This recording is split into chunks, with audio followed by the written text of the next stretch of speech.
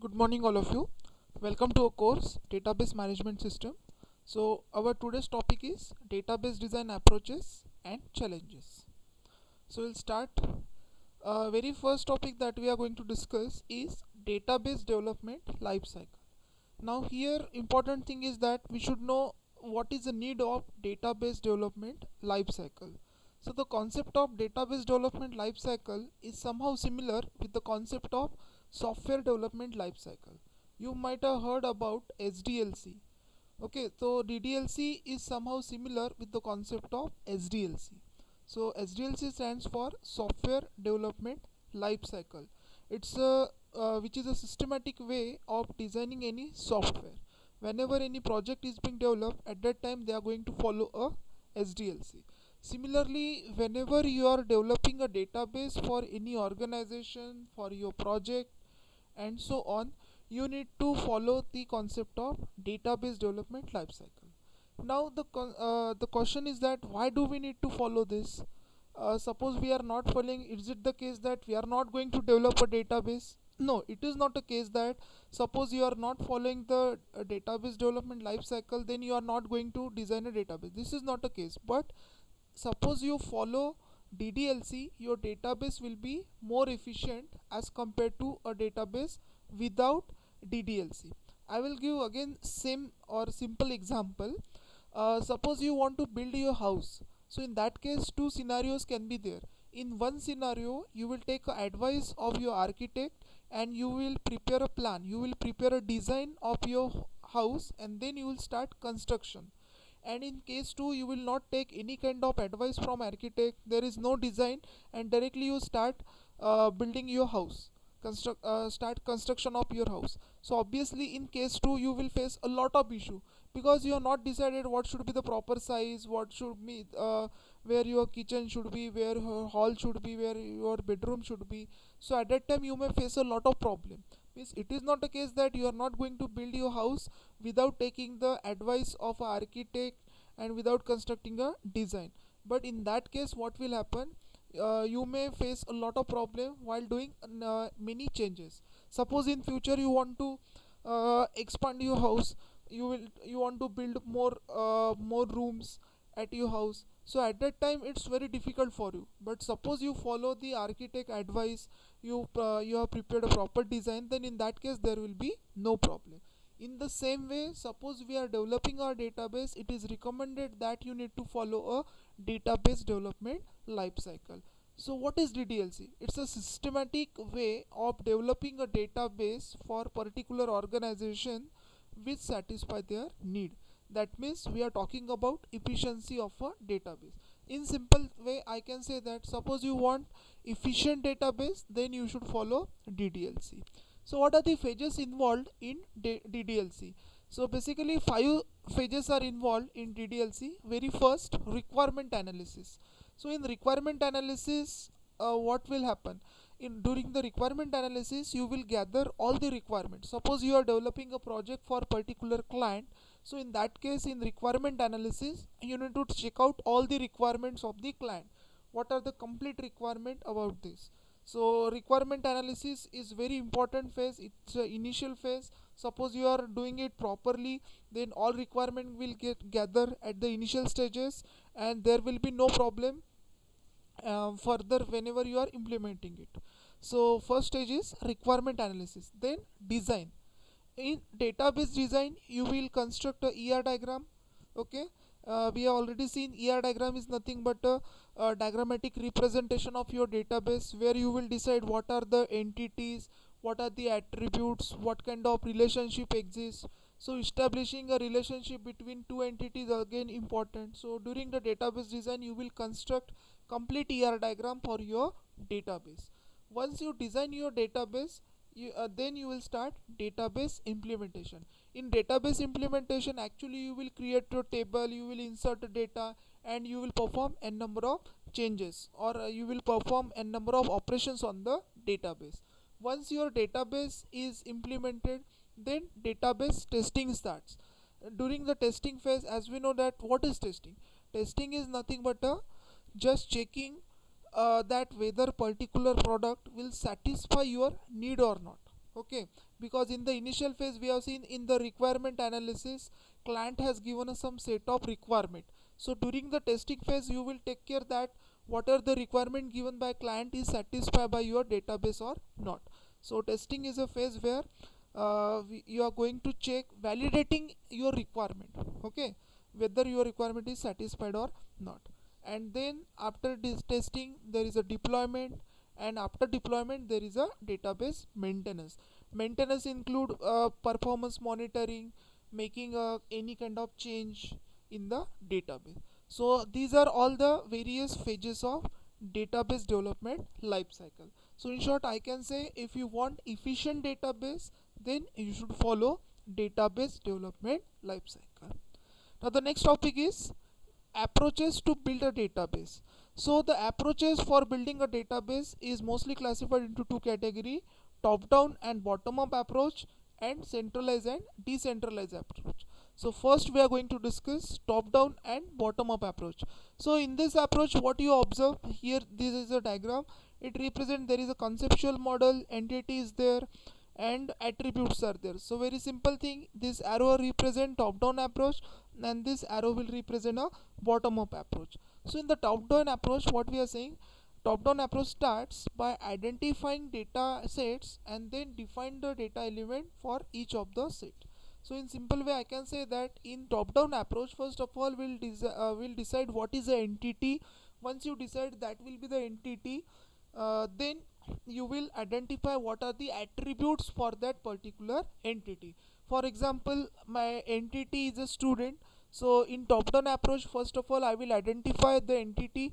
So entity is student, then I will identify the attributes: name of the student, roll number of the student, contact number, email id, address, and so on. So this is what a top down approach. So exactly opposite to that top down approach there is a bottom up approach. So in case of bottom up approach, what we are saying, it starts by identifying data elements and then groups them together into data sets. Means top bottom up approach is exactly opposite of top down approach. In bottom up approach, first of all we'll identify the attributes and then we'll identify the entity set. So this is what the difference between top down and bottom up approach to the database design. Now the next topic is, sorry, next classification is centralized design approach and decentralized design approach. So in we already discussed about classification of database based on the architecture, that is centralized and decentralized. So what we have observed in centralized architecture, database is installed in only one machine, and then by means of client n number of machines are connected to this. That means database is only installed in one machine and multiple clients are using it. That means database is a centralized one. But in case of a distributed database architecture, what is there, the database is explicitly installed on every machine and all the systems are connected with each other. So this is what a decentralized architecture, decentralized architecture, that is distributed architecture. In the same way we have approach, centralized design approach and decentralized design approach. So in centralized design approach what we have seen, database design task is not divided into several modules and only one person is responsible for designing it. That means in this case, see, if your project is very large, if your project is very complex, then you need to design a ER diagram, because in the previous video lecture we have seen sample ER diagram. Okay, I told you that sample ER diagram is very small as compared to the detailed ER diagram. Suppose you are going to draw a detailed ER diagram for a complete project, then at that time what will happen, in this case the task is divided. Okay, the designing task is completely divided into several module. That means your data, suppose your database is large. Okay, database is large. In short I can say that suppose your project is very complex, so in that case the complexity of your database also get increased, so it reflects in design also. So in simple way I can say that in centralized design approach, the designing task is divided into several modules and only one person is take care of this. But exactly opposite to centralized design approach, there is a decentralized design approach. In that case, what will happen? In decentralized approach, database design task is divided into separate modules. See, it is very simple. In case of a project, we'll divide your project into number of modules, and then separate team is there who is working on separate modules. So this is what a decentralized approach. But in the centralized approach, we are not dividing our project into number of modules, but we are considering whole at a once. So in design also we have two approaches: centralized design approach and decentralized design approach. In centralized one, we are dividing design task into several sub module, and then we are combining it.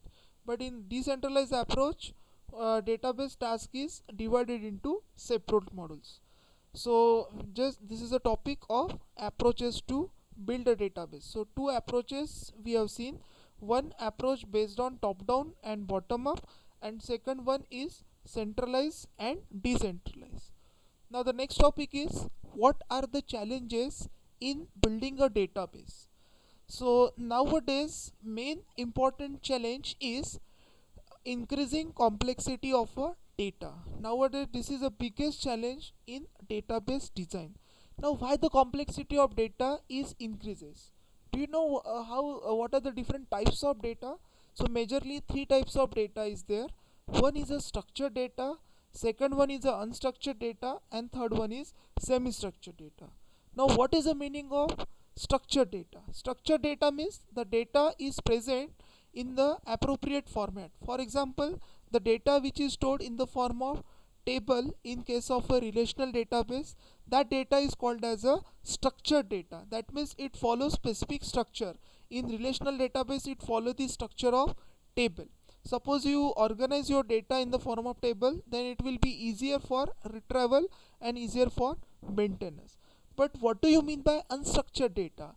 The data which is present in the form of blogs, in the form of post, in the form of audio, video, you are writing comment. So all these kind of data is considered as a unstructured data. That means that kind of data do not have specific structure.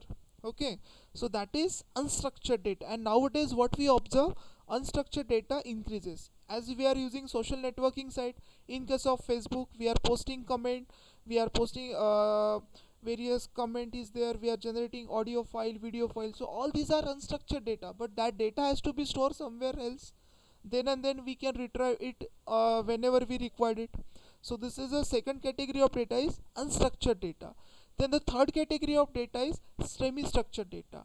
The data which is present in the form of XML file and JSON file, they are treated as a semi structured data. So nowadays what we observe, the increasing unstructured data is increases. Again, volume of data is also increasing. Suppose we compare 10 years ago, that much data is not generated, but nowadays huge amount of data is generated every day. So whenever you are developing a project, whenever you are developing a database, you need to consider all these things: what kind of data is being generated in your project, what is the volume of data, what is the variety of data, what is the velocity of data. So all these are the things that you need to consider while designing a database, or you can say building a database. Then again, adherence of a client to specific design standard, processing speed, and information requirement.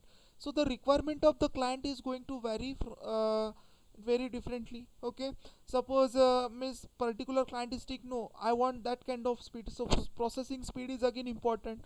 Suppose we take an example of stock market. In case of stock market, suppose you have particular website, so that updation of data is should be very fast. Suppose that updation frequency is not maintained, in that case huge loss will be there.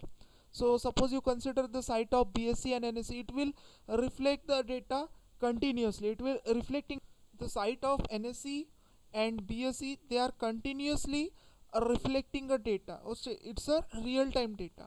So they require a very good processing speed. Then information requirement is also there. I want this kind of report in particular field. Report generation is very important. Suppose we consider a software called as a MIS. in case of MIS we required n number of reports. So all these are the things that you need to consider while developing a database. First is adherence of client, then second increasing complexity of data. Just we have discussed structured data, unstructured data and semi-structured data. Nowadays unstructured data is increasing, then increasing data volume, that is big data. Okay, just we have discussed the history. Before that we discussed the history of a database. So traditionally we have file system, then there were a hierarchical database, network database, relational database, object oriented database. Nowadays mostly we are using NoSQL database. Okay, NoSQL database is specially useful to deal with the unstructured data.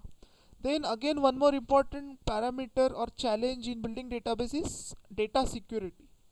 Data security is also a play very important role, because in your database you are storing huge amount of data, and that data is very important. So maintaining the security of data is also important. Nowadays during the period of lockdown, huge number of online transaction will be takes place, so that data is important. Means there is a problem of hackers. Means always we have fear where our data is not hacked. Okay, so whenever you are developing a database you need to take care of this. Whether database injection, one of the problem that is faced in the database is database injection, through which you can do the lot of changes in the database, and then match the solution to your business goals. Means whenever you are developing a database, suppose you are developing a generalized project, then you need to consider a requirement of all the segments. That means whenever you are developing a project, it should satisfy the business goal. That is important. And also database play very important role, because database is a place where you are storing complete information. So I hope you understand all these three topics: database development life cycle, then approaches to build a database, and what are the challenges faced during building a database. Thank you.